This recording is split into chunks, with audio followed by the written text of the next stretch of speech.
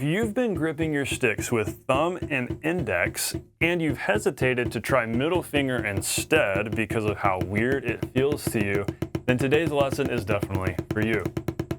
If you only use index finger fulcrum, you'll never quite be able to achieve the loose, relaxed speed that you can get by switching to middle finger.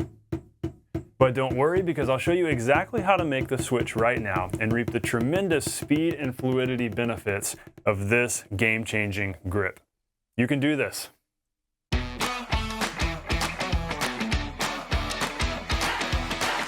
Hey, welcome to The Non-Glamorous Drummer. I'm so glad you're hanging out today. My goal is to help you become the musician other people want to jam with and have in their band. And we do this by teaching you the non-glamorous skills that get you results faster. And hey, while you're here, I've got a free gift for you. This is especially for you beginners. This is my 30 days to 4-way rock coordination PDF e-guide. Super simple guide that will help you build your coordination. So coordination is critical. You've got to master coordination to master the drums, because with it, everything is fun and easy. You can play whatever you want when you have coordination. But without that 4-way limb independence, everything is difficult. Everything is tedious. Everything is frustrating. So it's safe to say you got to have the coordination. This totally free PDF guide will help you get there. There's notation of all of the grooves. You gradually build coordination step by step in 30 steps, 30 exercises. It's so straightforward, so simple, and so many students get tremendous results by like day 10, 12, especially 15. So be patient, stick with it. When you get to that halfway point, you really start feeling the results in your playing. And if you make it all the way, hey, that's even better. So go grab that, my totally free gift to you. On with today's lesson. So here's what I've noticed in my students and in myself, that most new drummers don't do a middle finger fulcrum by default because it often doesn't feel right at first. And this is tricky because we naturally are going to gravitate toward things that feel right. And if something doesn't feel right, that fear of, am I potentially doing this wrong? Am I going to build bad habits? Am I going to hurt myself? Am I going to develop some bizarre grip that's not going to work for me long term, and I'm going to have to go back and switch it all years from now? That's always the fear, and we're afraid of getting off on the wrong foot. So it's like, well, index seems to be a little easier. It makes more sense. Let me stick with this rather than try something strange. And that's exactly where I was. For years, I was using an index finger grip, and I saw some of my favorite drummers doing a middle finger fulcrum just like this. But to me, that felt so strange. It felt kind of out of control in a way and just almost too loose, and I couldn't balance that control and that looseness and get the speed that I wanted. And it was just kind of this whole confusing thing to me.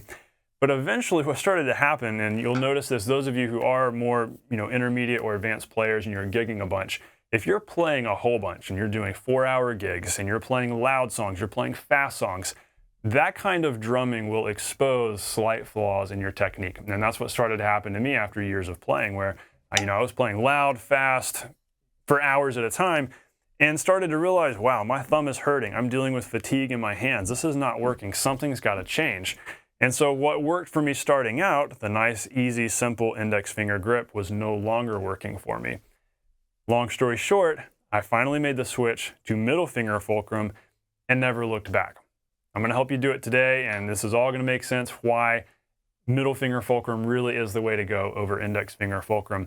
Here's where we want to boil this down to. Middle finger fulcrum is better than index finger fulcrum because it creates a looser yet more controlled grip, which leads to more speed. That's the interesting thing here. It creates more looseness, and actually you get more control because you're able to put more pressure on your fulcrum, which gives you the more control with less effort. So the amount of pressure you're putting on index finger, if you were to do that same amount of pressure on middle finger, it's actually going to require less effort. It all has to do with where your thumb is pointing. It's very interesting. So we'll get into this. Now there is one exception to this. One exception to this whole rule, which we'll cover in a minute. There's one time that index finger fulcrum is better, where it makes more sense, and so we'll talk about that in a little bit. But let's dive into some action steps here. What I want you to do is learn the middle finger fulcrum and practice the middle finger fulcrum by air drumming. So nice and simple. What we want to do is actually create our fulcrum and test it out just by air drumming. If you can do this, if you can make your grip work air drumming without hitting anything, that means that grip is going to work anywhere. Because if you think about it, if you can do this and air drum with a certain fulcrum and the stick stays in place and it doesn't, fall or nothing gets tight or crazy, then that means you can hit anything. If you can hit air, you can hit anything. That's what I want that to be your takeaway here. If you can hit air, you can hit anything, including a low-tuned drum, including the edge of a cymbal. You're now able to play on low rebound surfaces. So that's kind of a whole side benefit of this. So first thing I want you to do is form a hinge point between thumb and middle finger. So here's what you should notice right off the bat. And this is something we've talked about in lessons before, where when you're doing an index finger fulcrum, your thumb is actually having to reach out a little bit further. And what you'll find is that this thumb muscle becomes a little bit more tense. But when you do middle finger, it actually is able to put more pressure here with less effort. That's the funny thing, because when the stick is right here, your thumb can naturally push more against it without working as hard, versus when it's on index finger, you're having to work a little bit harder to push it there. I guess it has to do with which muscles are working here, the angle your thumb's going at. So there's just so much nuance and subtlety that goes on within your hand here, and so it's hard to figure out what is the exact difference. But long story short with this is that you can put more pressure on the stick with less strain. There will be less thumb fatigue, less thumb pain. That's something I was dealing with a lot, and it went away when I switched to middle finger. And also what you can do is roll the stick a little further up your finger when you do need to put more pressure there, because you can get even more pressure with even less effort when the stick is closer to your palm. Because this right here, it feels very natural to pinch the stick right here. But out here, if you're trying to squeeze tight, that takes a whole lot of thumb muscle. And so that's something else you can play around with. When you're playing very slow and relaxed, you can have your fulcrum out here, and then you can slide it up to this knuckle or so whenever you need to play louder or faster and have even more control. And so that's kind of a variable to play around with here. We're not going in depth with that, but I just want to show that to you as, hey, this is the deal. And when you're doing index finger fulcrum, it's a little bit harder to do that. It's harder to move around like that. You don't really have that flexibility. You can grip way out here with index. You can grip up here, but it gets kind of hairy, honestly. Things just get stiff easily. But with middle finger, you have this flexibility of being able to glide back and forth and have this really open, relaxed grip for slow singles right out here near the end of your middle finger, but then have this firmer, but not forced, not strained grip up here closer to your palm on your middle finger for if you're going, if you're hammering out fast singles, if you're playing American Idiot by Green Day, this is your grip and it works so much better than index. And so this is the first thing I want you to do. Practice this, finding that fulcrum point. Test out this point out here, this spot here on your middle finger, as well as a little bit closer. Practice hinging the stick back and forth. Toss it up, toss it down. To toss it up, we're putting a little bit of pressure there so we can throw it up a little and then drop it back down, just letting gravity and just a gentle push, toss it back down. But just see if you can get this happening. And really, this is our step two. Step two is just tossing the stick back and forth. Because if you can maintain a hinge point, that is huge. Maintain the hinge point and you'll be off to the races. And so then step three is just utilize it with singles. Playing very loose, relaxed singles like this, you can be out here at this point. And then test it out with a little louder, a little bit faster. And see how you can slide the stick up just a little bit. It doesn't have to be a huge difference. You might start out here and then move up to here. But you'll find that you get so much more control without strain by sliding up to here so that you can, you'll be able to do this all day. I mean, maybe not all day, but you'll be able to sit here and do this for quite a while and not have pain, like actually feel like you're not losing the sticks. Because that's a huge frustration I hear from so many students. And that's what I was dealing with. That's what I was dealing with years ago doing my index finger fulcrum. I always felt like I was losing the sticks and I was trying to keep my hands clammy, trying to load them up with lotion in the winter. Hey, right now my hands are dry. It is late October here in Georgia and my hands are dry, but yet if I do this grip right here, I'm good, it's okay. I don't have to have super hand stickiness, though that helps. If you can get your hands nice and sticky, that always helps. But that's what I was having to try so hard to do years ago, and yet I was still dealing with that thumb pain. But once I found this grip and realized, okay, I can get the stick right here and have enough pressure to keep it under control, but not actually have to work hard for that pressure, that was game changing. And I hope it will be for you too, because here's the deal.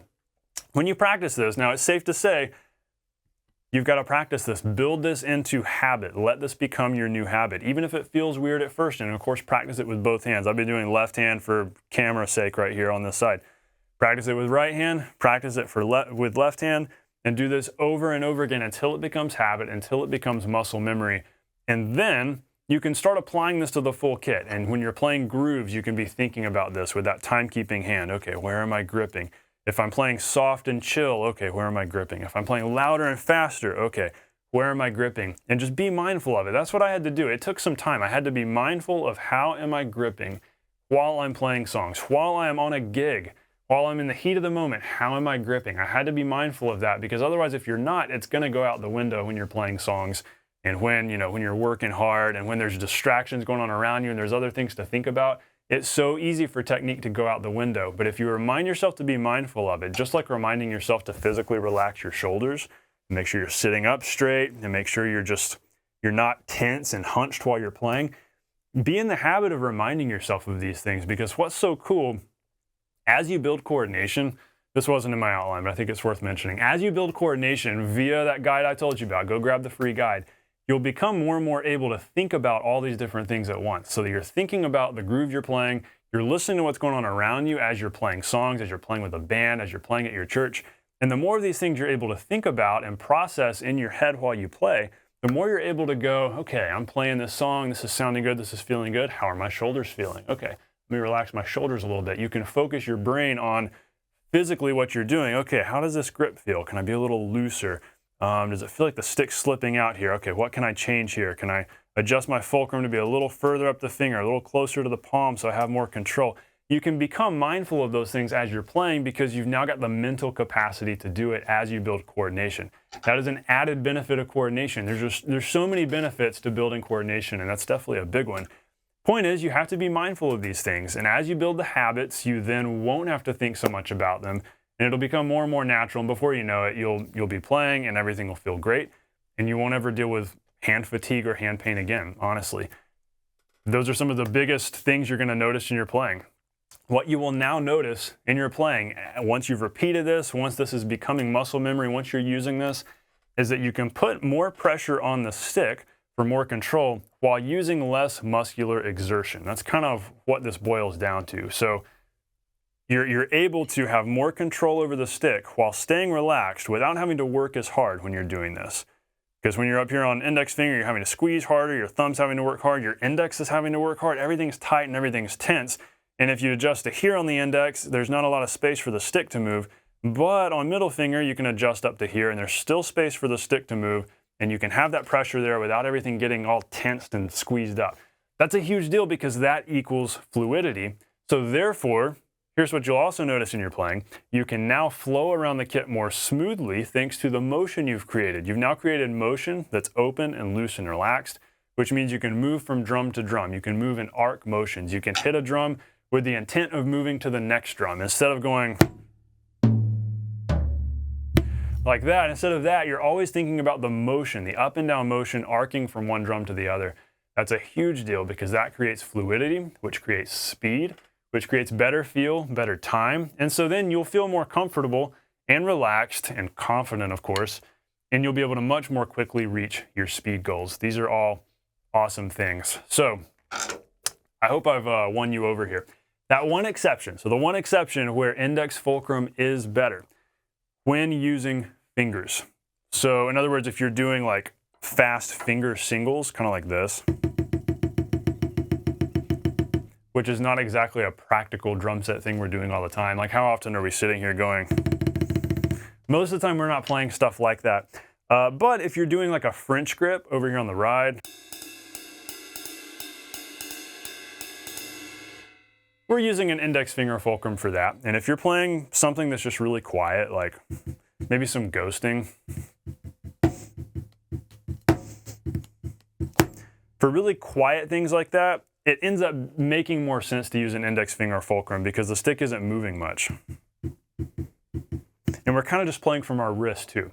And so really quiet singles, whether they're just, this, quiet playing, or using fingers like this, or doing a French grip that's more common with right hand over on the ride, on the right side of the kit, that's the exception where it does make sense to use an index finger fulcrum. And so that's why I want to make sure you don't mishear me and assume Steven's saying index finger fulcrum is evil. I guess I can't ever use it. No, That's not the case. There are always exceptions to things. Nothing is ever completely 100% black and white when it comes to technique.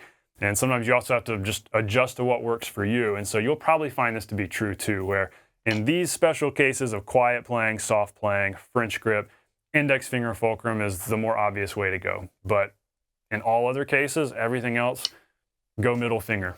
So, question for you before you go today. Which grip was your default when you started? Maybe you're starting now or you've just gotten started. Which was your default, index finger grip or middle finger grip?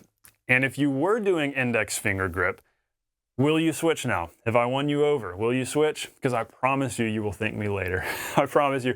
Because if I could go back and talk to my past self, 8 years ago, yeah, I'm thinking about, that was probably 8, doesn't matter. But years ago, when I was at that point in my playing where I was just frustrated, I was dealing with pain and stiffness, if my future self could have told myself then, just switch to middle finger, it might feel weird at first, it's gonna be worth it, I definitely would have thanked my future self. And so you will thank yourself too. Take the plunge, even if it feels weird, do it, build the muscle memory, build the habits, and you're gonna reap the rewards. And you're gonna get so much more speed, fluidity, openness, not exhaustion in your playing, and it's gonna be awesome. You can do this. So hey, I hope this video has been helpful. I hope this has been super valuable to you. Be sure to go grab that 30 days to 4-way rock coordination e-guide. It's gonna help you out a whole bunch, my free gift to you. I'll see you on the next lesson. Stay non-glamorous. You can do this.